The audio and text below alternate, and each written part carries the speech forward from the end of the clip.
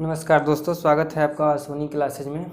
आज जो हमारा टॉपिक है वो प्रश्नावली 1 के बी में भारतीय भवन से हम लोग प्रश्न संख्या 5 और 6 को देखेंगे। इससे पहले हम लोग प्रश्न संख्या 4 तक देख चुके थे प्रश्नावली 1 के बी का।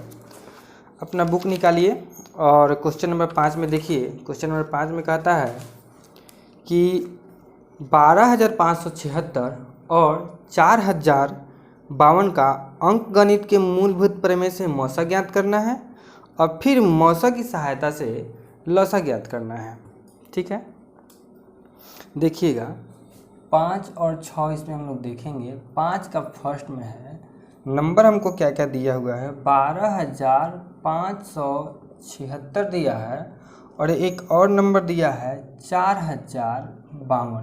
ठीक है, हमको इसका पहले मौसा ज्ञात करना है और फिर मौसा की सहायता से ही लौसा ज्ञात करना है। तो सबसे पहले हम लोग करेंगे क्या कि 12,576 का अभाज्य गुणनखंड करेंगे। ठीक है, क्योंकि इसमें कहा है कि अंक गणित के मूलभूत प्रमेय से हमको ये चीज़ पता करना है। तो अंक गणित के मूलभूत प्रमेय से पता करने के लिए सबसे पहले हमको उसको क्या करना होता है, अभाज्य गुणनखंड करना होता है।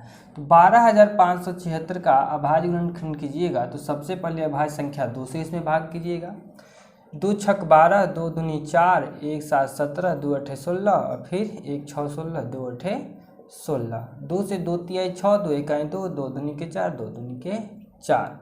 फिर 2 से ही कटेगा, 2 एकम 2, 1 1 11, 2 पचे 10, 1 4 14, 2 7 14, 2 दूनी 4। ठीक है, फिर 2 से काटेंगे, 2 सचे 14, 1 7 17, 2 8 16, 2 छक 12। फिर 2 से 2 तिहाई 6, 1 8 18, 2 9 18 और 2 तिहाई 6। फिर 3 से काटेंगे, 3 इकाई 3, 3 तिहाई 9, 3 इकाई 3। ये इतना हुआ हमारा 12,576 का अभाज्य गुणनखंड। तो हम इसको लिख लेंगे।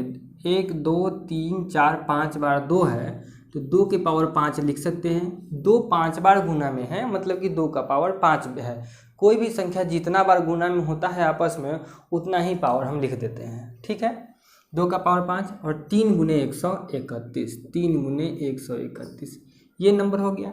ठीक इसी तरह बच्चों 4,052 का हम लोग अभाज्य गुणनखंड करेंगे। 2 से काटेंगे, 2 दूनी के 4 0, 2 दूनी के 4, 2 छक 12। फिर 2 से काटेंगे, 2 इकाई 2 0, 2 इकाई 2, 2 तिहाई 6। अब कितना से कटेगा, अब ये नहीं कटने वाला दिख रहा है तो इसको रहने दीजिए। इतना है 2 का पावर 2 गुने 1013। ठीक है, इतना हुआ 1013 हुआ। अब देखिए मौसा जो निकालने का हम आपको बताए थे, जो मौसा निकालना होता था उसमें क्या करते थे, जो दोनों में हो और सबसे कम बार हो। तो देखिए जो दोनों में है वह 2 है और जो सबसे कम बार है तो इसमें 2 बार 2 है, इसमें 5 बार 2 है तो 2 बार 2 लिखेंगे। और देखिए इसमें 1013 है, इसमें नहीं है, इसमें जो संख्या है इसमें नहीं है, मतलब कि अब बाद बाकी कुछ नहीं होगा। 4 इसका क्या हो गया, मौसा हो गया। इसका मौसा कितना हो गया, 4 हो गया। अब आप याद कीजिए फॉर्मूला, मौसा ए बी गुने लौसा ए बी बराबर होता है ए गुने बी। ये चीज़ हम आपको थ्योरी में पढ़ाए थे ना। तो लौसा इसी वाले से निकालना है। ठीक है, आपको इस वाले चीज़ से नहीं निकालना है कि लौसा बराबर 2 के पावर 5 गुने 101, 1013 गुने 3 गुने 131, ऐसे नहीं करना है, इससे निकालना है। तो देखिए मौसा, अब हम इसको इस संख्या में बढ़ते हैं। मौसा ए मान लीजिए इसको और बी मान लीजिए इसको। तो 12,576 का मौसा 4,052 से गुने लौसा भी किसका 12,576 4052, जो होगा वह 12,576, वाह मेरा काम कर गया, गुने 4,052 होगा। यही फॉर्मूला कहता है। मौसा हमको पता है 4, तो 4 गुने लौसा 12,576 4052 जो होगा वह कितना होगा 12,576 गुने 4,052 होगा।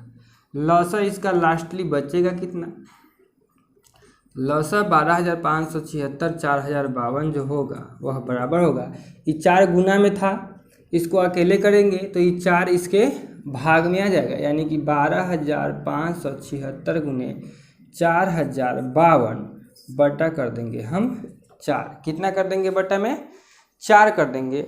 जब 4 से इसको काटेंगे 12,576 और 4,052 को जब हम काटेंगे तो ये 4 से कट जाएगा कितना बार में 3144 बार में कट जाएगा 4 से। अब हमको करना क्या है कि 3144 और 4,052 का करना है गुना।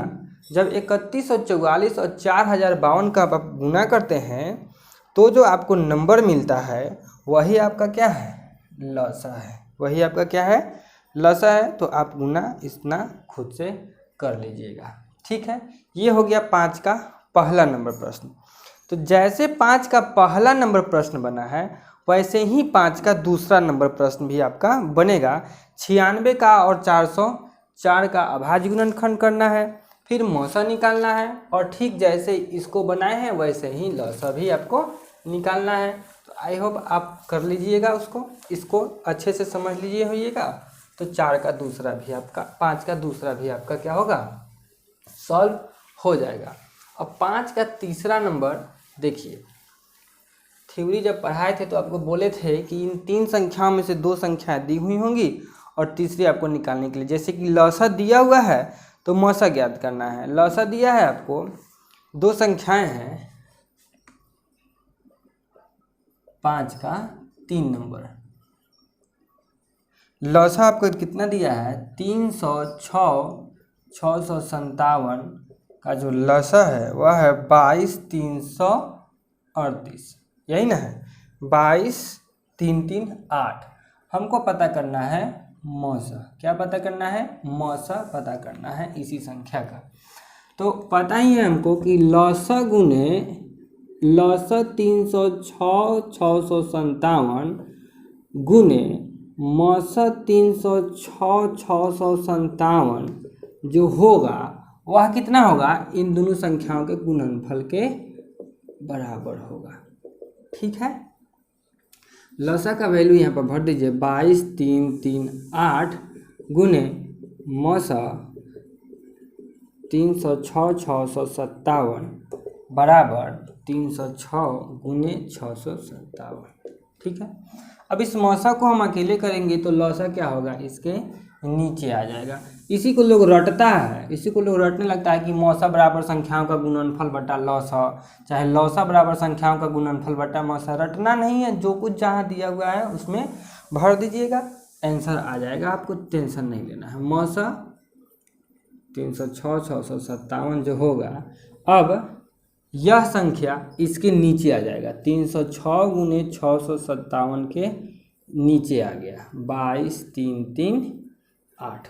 अब 306 से यह जो 22,338 है 73 बार में कटता है। कितना बार में कटता है 73 बार में, और 73 से कट जाता है 9 बार में। तो यही आपका मौसा का वैल्यू कितना आ गया 9 आ गया।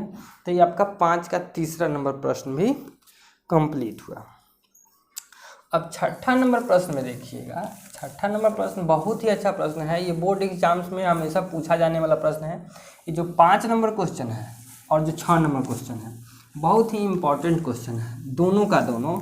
और अच्छे से समझ लीजिएगा इसको कि ये बोर्ड एग्जाम्स में पूछा जाने वाला, बार बार पूछा जाने वाला प्रश्न है। कहता है कि जांच करके बताइए कि n कोई प्राकृत संख्या ले लीजिए आप, और 4 के पावर n के अंत में क्या 0 आ सकता है। देखिए संख्या हमको दे रहा है 4 के पावर n, और n जो हाँ क्या है प्राकृत संख्या है, n क्या है प्राकृत संख्या है। इसमें आपको कथा कहानी लिखने का बस यह याद रहना चाहिए। n का वैल्यू प्राकृत संख्या कह रहा है तो 1 ले लीजिए, यानी कि 4 का वैल्यू कितना हो जाएगा 4 के पावर 1 हो जाएगा। 4 के पावर 1 का मतलब 4 होता है, इसका अभाज्य गुणनखंड करेंगे तो 2 गुने 2 आएगा यही आएगा ना अभाज्य गुणनखंड। अच्छा, जब n का वैल्यू 2 रखते हैं तो 4 का वैल्यू 4 का पावर 2 हो जाएगा, यानी 16। तो इसमें भी क्या हो जाएगा, 2 दूनी 4, दूनी 8, दूनी 16। एक और ले लीजिए, इनका वैल्यू 3 रख के देखिए क्या होता है। 4 के वैल्यू 3 पावर 3 हो जाएगा, 16 नहीं हो जाएगा, इस बार कितना हो जाएगा, 64 हो जाएगा। तो 64 हो जाएगा तो 8 को 2 हो जाएगा, 2 दूनी 4 दूनी 8 दूनी 16 दूनी 32 दूनी 64, यही हो गया। अब आप इसको कितना भी कुछ कीजिएगा भी तो ऐसे ही बढ़ते चला जाएगा। तो आप क्या देख रहे हैं कि किसी के भी अंत में अभी तक 0 आया नहीं आया, किसी के भी अंत में 0 नहीं आया। तो अब आप इसका एक कहानी लिखिए। कहानी लिखिए कि हम पाते हैं कि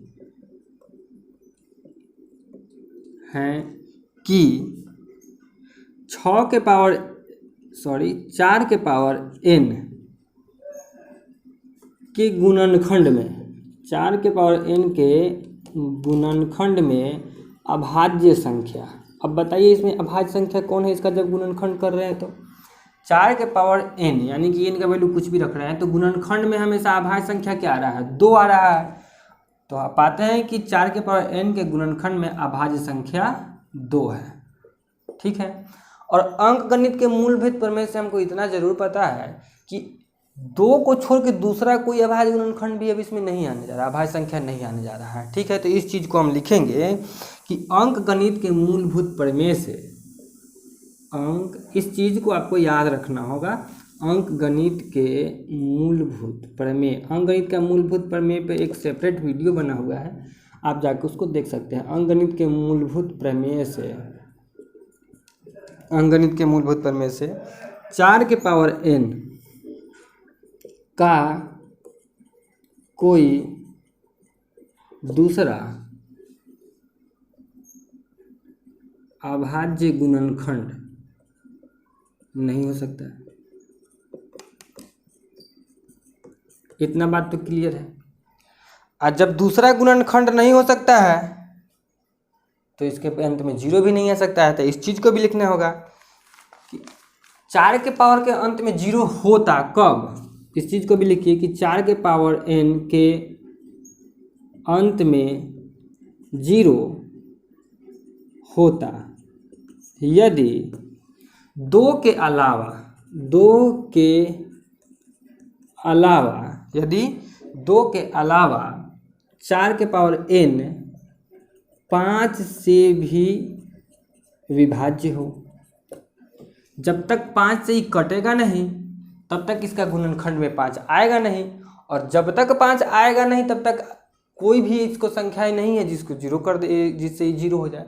इसमें जब तक 5 गुना में आएगा नहीं तब तक ये 0 होगा नहीं, और जब तक, और 5 आने का कोई सवाल ही नहीं उठता है, क्योंकि अभाज्य अंकगणित का मूलभूत प्रमेय हमको पता ही है कि जो क्या बोलते हैं अभाज्य गुणनखंड होता है वो यूनिक चीज़ होता है, ठीक है। अभाज्य गुणनखंड क्या होता है, यूनिक चीज़ होता है। तो यह है कि 4 के पावर n के अंत में 0 होता है यदि 2 के अलावा 4 के पावर n 5 से भी विभाज्य हो, ठीक है। अर्थात मतलब कि 4 के पावर n के अभाज्य गुणनखंड में, अभाज्य गुणनखंड में 4 के पावर n के अभाज्य गुणनखंड में 5 रहना चाहिए। क्या होना चाहिए, 5 रहना चाहिए, जो संभव नहीं है, जो संभव नहीं है। क्या 5 आना इसके गुणनखंड में संभव है, कभी संभव नहीं है। अतः हम कह सकते हैं, अतः 4 के पावर n, अतः 4 के पावर n के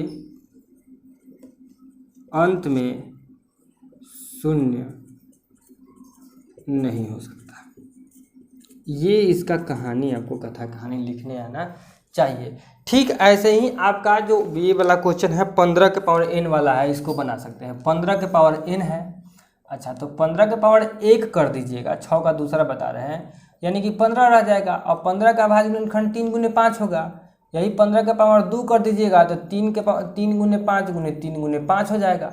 हम क्या देख रहे हैं कि गुना 3 5 15, 15 गुना 30, 30, तो ये क्या हो रहा है, इसके अंत में भी 0 नहीं आएगा। तो इसको भी ऐसे लिख दीजिएगा कि हम पाते हैं कि यहाँ आप क्या लिखिएगा, 15 के पावर n के गुणनखंड में अभाज्य संख्या कितना है, यहाँ पर आप क्या क्या लिखिएगा, 3 और 5 है। ठीक है, अंकगणित के मूलभूत प्रमेय से 15 के पावर n का कोई दूसरा भाज्य गुणनखंड भी नहीं हो सकता है, इस चीज लिखा जाएगा। ठीक है, इतना तो क्लियर हो गया। आप क्या लिखेगा, 15 के पावर n के अंत में 0 होता यदि 3 और 5 के अलावा यह 2 से भी कट जाता, क्योंकि 2 आ जाता तो 2 25 10 इसको कर देता तो 0 हो जाता है इसके अंत में। तो यहाँ पर क्या रिक्वायरमेंट है, 2 है।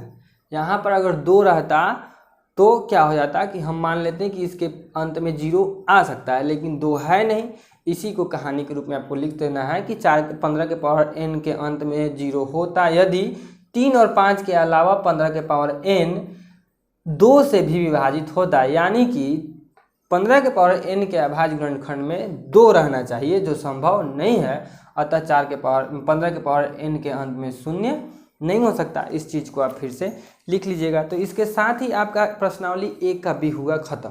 ठीक है, जब हम नेक्स्ट वीडियो में आएंगे तो आगे का थ्योरी आपको पढ़ाएंगे पहले, उसके बाद में हम आगे की चीज़ों को देखेंगे। तब तक पढ़ते रहिए। अगर वीडियो अच्छा लगा हो, आपको पढ़ाई अच्छी लग रही है, तो इस वीडियो को अपने बाकी दोस्तों के साथ में भी ज़रूर शेयर करेंगे। मिलेंगे आपसे अगले वीडियो में।